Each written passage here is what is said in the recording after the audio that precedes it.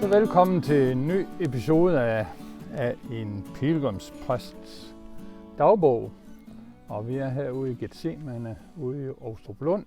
Og jeg har fundet en rigtig verdenspilgrim, Kevin McLaughlin, som oprindeligt er fra Nordirland og nu bosiddende i Danmark.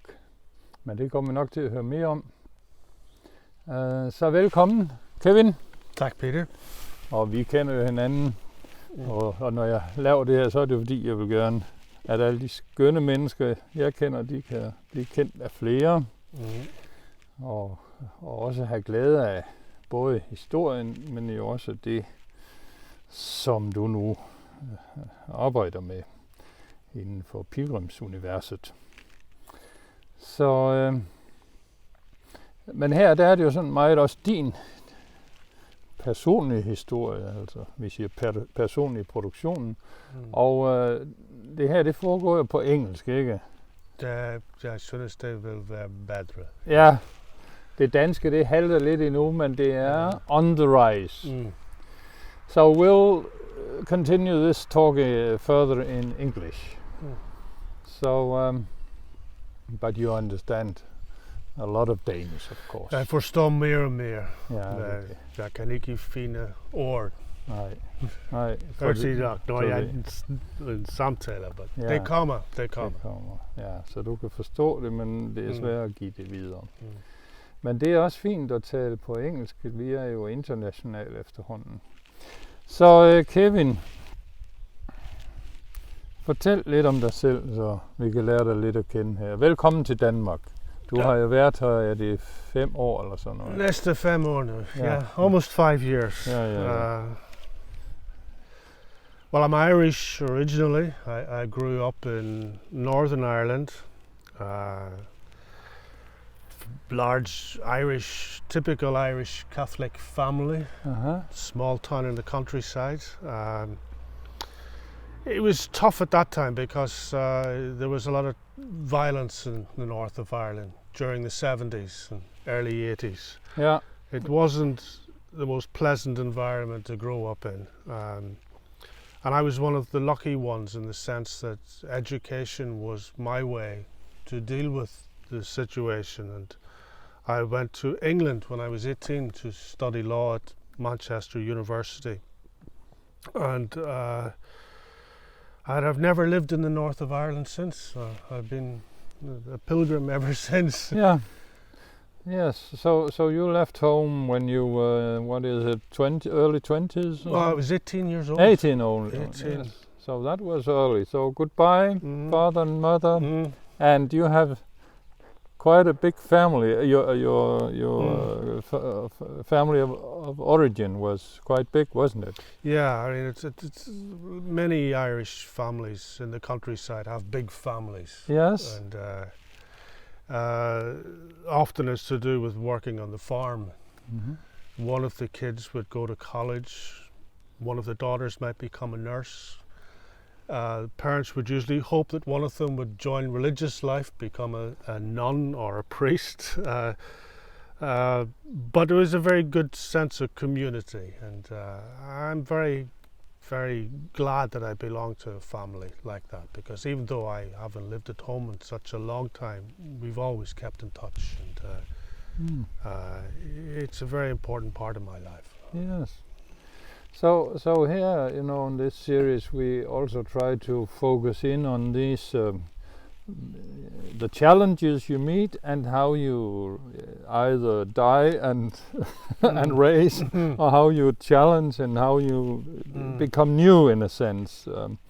So when you say, well, it was not an easy place for me, and I was into the, did you say, learning, studying. I was gathering knowledge, and that was your. Was that? How did you become aware? This is what I like, and I want to gain knowledge. I was always good at studies, and I had a really good secondary school. Yeah. It was good quality education, solid grammar school education. but it was also a Protestant school that I went to, and I'm Catholic. So it was a kind of an unusual situation. And it was the best thing that could have happened to me at that time, because I was mixing with people from the other side. Yes.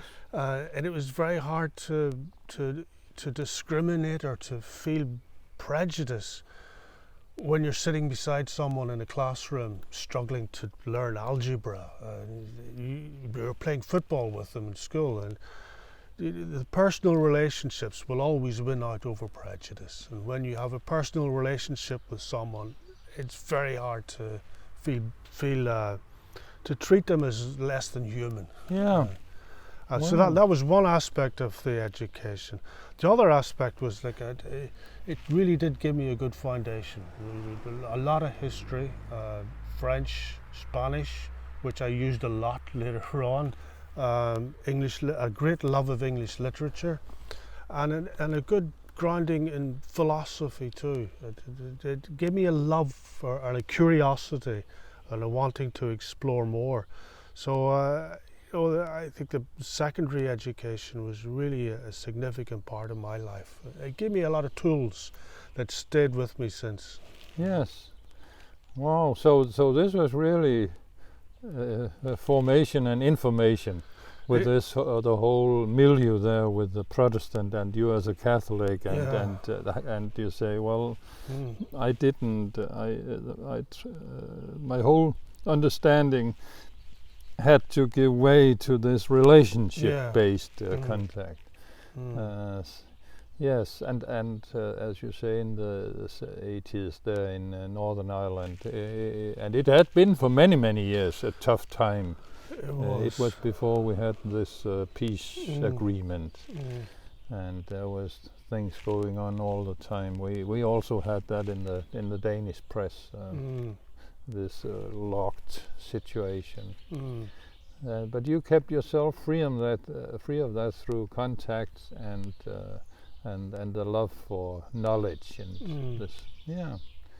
Whoa. So in that sense, you are like you have like a little inner professor. You want to gain knowledge and you like to use it. I mean, I'm not sure I was smart enough to realize that at the time, but I suppose it's a desire for. I mean, I have a curiosity about the world, a curiosity about myself, and a curiosity about people and cultures. Yeah. And I've been lucky enough for most of my life to be able to be led by that rather than push those questions away. So I'm fascinated by being human, being in the world, and who God is, what God means.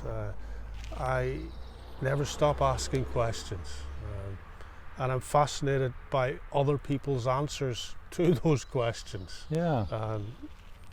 Particularly philosophers, good writers, people who see the world as it is, people who are able to describe experiences, people who've lived through tough times.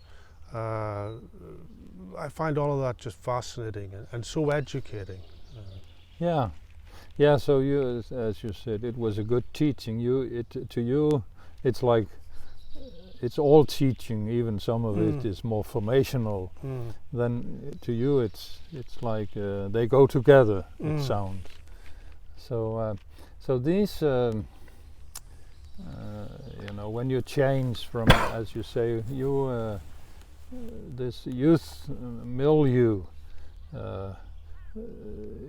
you didn't follow these strict religious patterns or tribes, and when you were leaving, like at 18 for Manchester, so how was it? Do you remember how was it to leave this area, this family, these friends, all that stuff, and go? What? It was terrifying. Yeah. So you were afraid? Absolutely. In those days, there was no cheap air travel, so to get to Manchester was getting a ferry and a train, and I'd never traveled before, but I remember getting the boat like at 5 o'clock in the morning, and this rusty old smelly ferry full of truck drivers, and getting off in Scotland in the dark, and it was, where on earth am I? And I was so naive.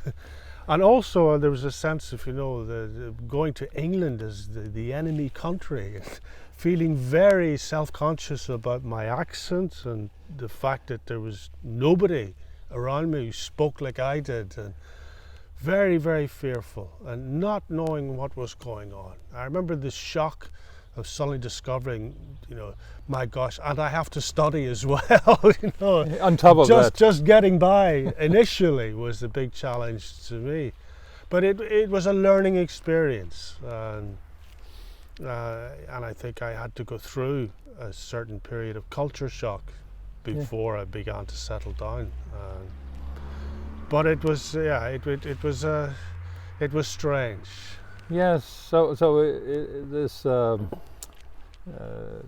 what do we say? Like you were changing from one existence to another. Yeah. And it was terrifying leaving the like Abraham in the Bible. Yeah. He was taken away from everything. Get up and go. Get up and go, and that's where your pilgrimage started, in a sense. Yeah, and it hasn't really stopped.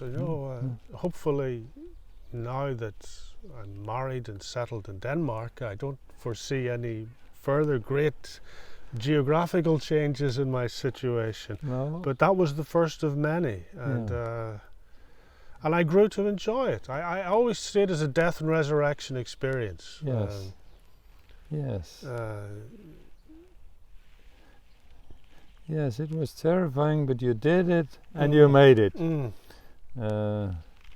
You're wonderful. So it's like going from this land of, could you say, childhood and youth, and then into the adult world, and it was necessary. Yes. So and then you were there in Manchester. Manchester, I'd graduated in law in 85. And I remember going to London that summer to see Bruce Springsteen in concert at Wembley. And I was lucky enough to get a ticket because it was a big thing at that time. And I remember the concert was great, but coming out of the concert, I had nowhere else to go. That was it, I was here. And I had to make a decision on the spot. Do I go back home to Ireland now, or do I stay in London and try and find a job here? And I decided to stay in London. And I had a summer of sleeping on friends' couches and sending off job applications. And I didn't want to go back home to Ireland because I knew if I did, I would probably never leave it again. So the pilgrim had become alive, you know. Yes. So and I finally got a job as a trainee chartered accountant in the city of London, which was amazing, because I found myself in a really alien world then. Suit, briefcase, Maggie Thatcher, yuppies were just being invented. I was working in an office with other accountants and going out around London doing audits in factories and other offices and learning all about tax and all this sort of stuff. It was a tough year for me, working 9 to 5, commuting from the suburbs of London into the centre, and then on top of that I had to study at weekends, and I had absolutely no social life at all, and I was doing things I was just simply not interested in. I knew probably after a week I was in the wrong place, but I needed a job, and I needed something that I hoped would give me a skill that I could use in other ways or in other places. But in the end, I couldn't last. I simply couldn't do it. And I remember one day working in a factory in Finchley in North London. And I was doing the accounts for this factory with another worker. And I could see on the tax and on the wages how much money we were saving this company by being their advisors and tax consultants. And I could see how much the workers were being paid. And we could see the workers through a glass window in the office. And it was, they were stitching shirts and clothing factory in big long rows. Yeah. And I was looking at it, and I had an epiphany one morning. I suddenly realized that I was on the wrong side of the glass. And that feeling just stayed with me. I knew I didn't belong in the office directing things. I should be out there in some way. And no rest. And that's when I decided to take a year out. I resigned, actually. Yeah. And I went to live in Liverpool and spent a year working with the homeless. And a priest gave me accommodation for that year. And he became a good friend of mine. We began to talk about what was life all about. And, after you have struggled with the studies and gaining your degrees and getting this platform and being able to get a job and fighting for it, then it just evaporates. But I was in a situation where I had everything I thought I wanted, and then I discovered it wasn't what I wanted at all. This glass window, they had to have put a solid wall, then you hadn't seen it. It was coming. I knew I didn't belong. Yeah, you had. That was a new, what do you say, opbrud? What do we say? You have to stand up and walk away once again. And this time the way up was the way down.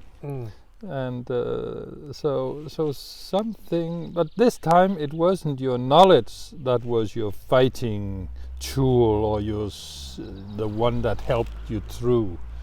It was something else this time. Or was it the knowledge of another culture again? What would you say? I would say when that was happening to me, I mean, when I was a kid, I used to have dreams about becoming a Catholic priest. And I have an aunt who was a missionary sister, and she worked in Africa. And I remember being enthralled with her coming home with these African drums and all these souvenir things and telling stories about working in Nigeria. And she was there during the Biafran War, and just horrible stories. But I was so impressed that someone that in my family was in a place so exotic and so far away like that. And I'd often thought about it, and also in the family I was kind of encouraged to think in that direction as well. And this was a time when I knew I wasn't going to fit into the world of finance in London, that maybe this is something worth looking at.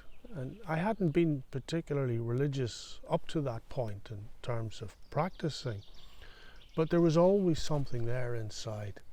And the year that I had in Liverpool was the time when I seriously began to explore, could I really have a calling to the priesthood?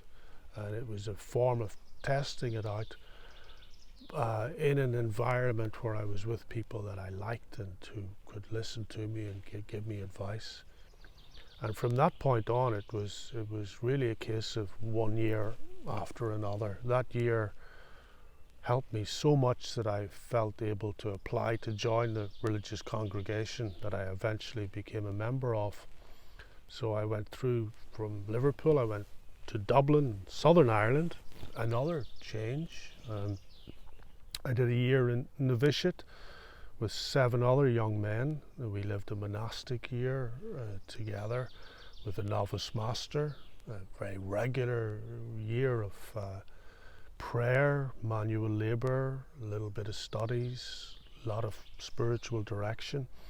The exact opposite of the year in Liverpool, which was all activity and soup kitchens, advice giving, teaching literacy, and but this was a year more to reflect on that experience, to learn about the congregation that I was joining. And at the end of that year, I committed myself for a further year, took my first vows, and became a brother.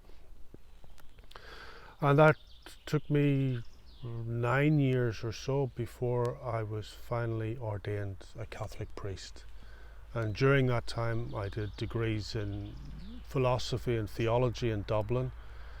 I had a year break from study in the middle of the degrees, working with the homeless in London in a hostel that we used to run in Kilburn, which I loved because I had a tremendous empathy for the young Irish in London at that time in the early 90s. Many were coming over to work on the building sites and construction. Many of them were either running away from Ireland because of drugs or gangs.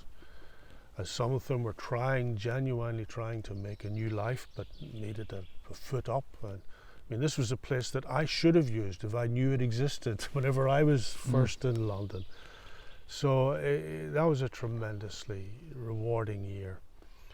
And when I finished theology in Dublin, I had the opportunity to go to Zambia in Africa to have a missionary experience before I was actually ordained a priest. And that, again, that was another tremendous experience. Suddenly leaving from European culture to find myself in a very remote part of Zambia and a little mission station way up the Zambezi River with about 70 outstations and one road. So there was a lot of walking and paddling in the canoe involved, and that was just a tremendous year. I loved Africa. I loved the people, loved the climate, I loved the culture. Very simple. And we lived for a year largely without electricity. This was just before the pre-internet stages. Telephone call was extremely rare because the phones didn't work that much. But it was an experience to live without contact with the outside world, because I've always devoured the news and football, and to not have an idea of what was going on outside of your environment for a year was actually it was a very worthwhile experience. Yeah, so this now your studies, they were bringing you to the poorer people, the homeless, and even the tribes in Africa far away from, could you say, Western civilization. And so you were, in that sense, not going for the, could you say, the salaries and the profile in society, but more this the serving and being with the poor, yeah, and joining this community. So that, in a sense, you became a brother, as you say. So that because in Denmark, if you want to be called to the ministry or you want to become a pastor, well, then you go to Aarhus or Copenhagen usually. And then you start learning stuff. And I understand you had a whole year of formational training with spiritual direction and trying yourself out, also practically, and in a fellowship of brothers and novices, and with a novice master. And so this formational part was very... I couldn't say we have that. We don't have that in Denmark in this. Could you say direct pattern? We'll have to find something for ourselves, of course.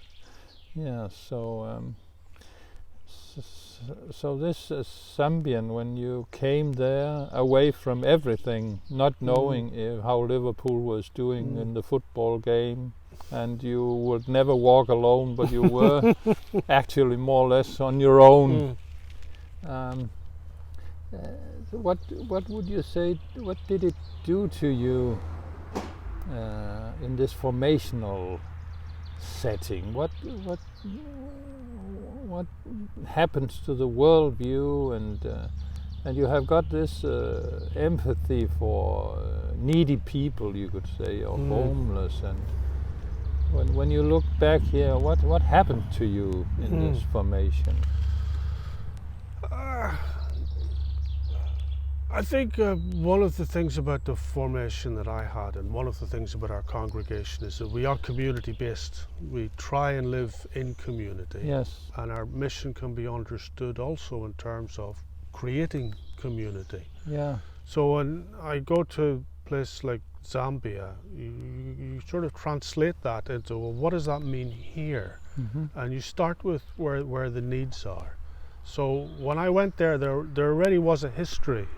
Church had a history in this place that had developed a way of working that fitted the local Lozi culture. Lozi were the main people around us.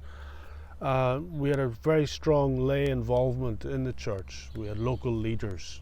Each community had a sort of a leader who was responsible for liaising with the centre, which was where we lived, where the main church was.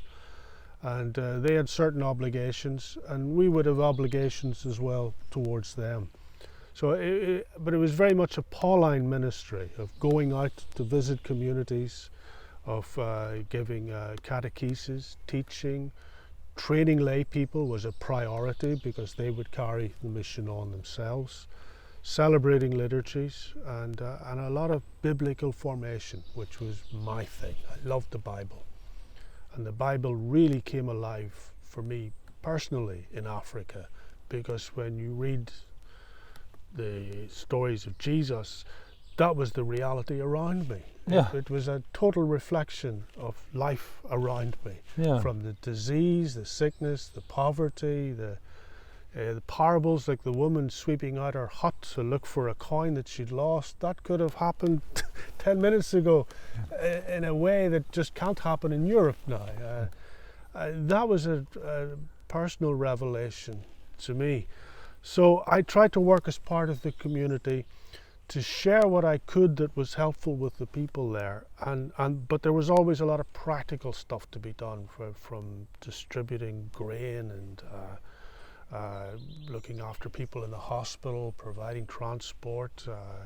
We were also involved in the local school, which took up a lot of financial help. So like there was practical things you could do, but it was always the spiritual side that interested me more. And then being there in the midst of this strange climate, it was hot all the time, the mosquitoes, fantastic nature life. Just like it was the first time I'd been somewhere where everything was different. The grass looked different, the butterflies were different. We had a lot of snakes because our house was beside the river, and some terrifying encounters with snakes. Terrifying for me because there's a cobra in the house, what do you do? You call 911. No, yeah, it's a help. But it's amazing how quickly you get used to living at a very simple level. The clothes that you wear, I always carried a pair of I always wore shorts, but you'd wear pants when you're in a village teaching because it gives you an authority. You're expected to be that way. I actually grew to love the simplicity of the life. And I remember coming back again, the reverse. I mean, you settled back quite quickly, but I remember initially being overwhelmed by the choice in a supermarket, for instance. Yeah.